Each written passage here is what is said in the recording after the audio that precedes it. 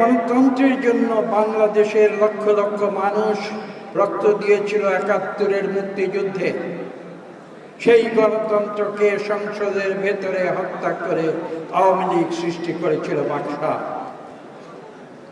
কিন্তু বাংলাদেশের মানুষ থেমে থাকে।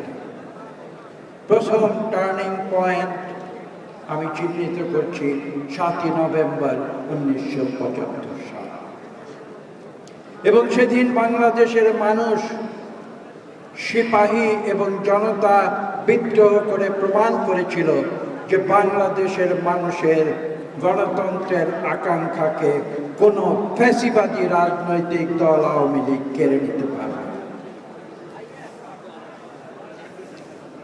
শহীদ প্রেসিডেন্ট জিয়া রহমানকে বাংলাদেশের মানুষ ভালোবেসে আবার ফিরিয়ে নিয়ে এসেছিল এই দেশ পরিচালনা করার জন্য। মাত্র ৩.৫ বছরে তিনি ধ্বংসপ্রায় বাংলাদেশকে বিশ্বের বুকে পুনরায় একটি সম্মানজনক জাতি হিসেবে প্রতিষ্ঠিত করেছেন। তারপরে আমরা কি দেখেছি? ৮০-র দশকে দেখেছি সামরিক শাসন। দ্বিতীয় টার্নিং পয়েন্ট ৬ই ডিসেম্বর ১৯৯০ সাল, দেশনেত্রী বেগম খালেদা জিয়ার নেতৃত্বে বাংলাদেশ থেকে সামরিক শাসককে উৎখাত করে এদেশে পুনরায় পার্লামেন্টারি গণতন্ত্র ফিরিয়ে এনেছিলেন দেশনেত্রী বেগম খালেদা জিয়া। এবং সর্বশেষ আমরা কি দেখেছি? ৫ই আগস্ট ২০২৪ সাল।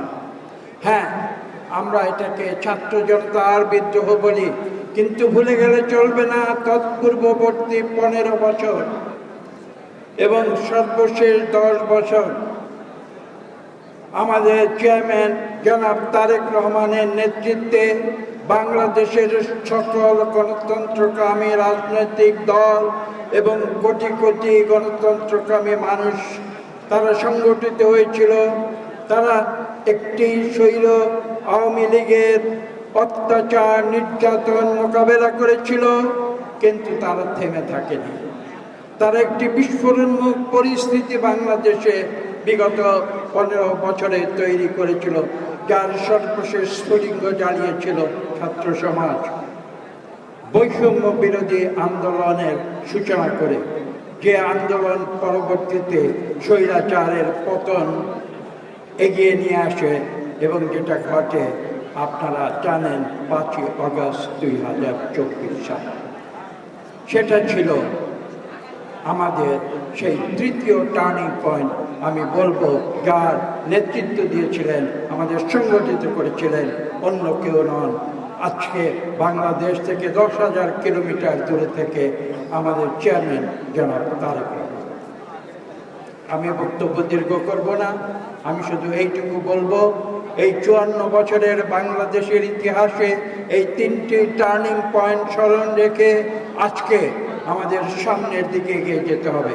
এদেশে গণতন্ত্রকে ফিরিয়ে আনতে হবে, যে গণতন্ত্রের জন্য বাংলাদেশ সৃষ্টি হয়েছিল, এবং দ্বিতীয়ত বাংলাদেশের দরিদ্র মানুষের অর্থনৈতিক মুক্তি নিশ্চিত করতে হবে, যেটা ছিল আমাদের স্বাধীনতার দ্বিতীয় বার্তা।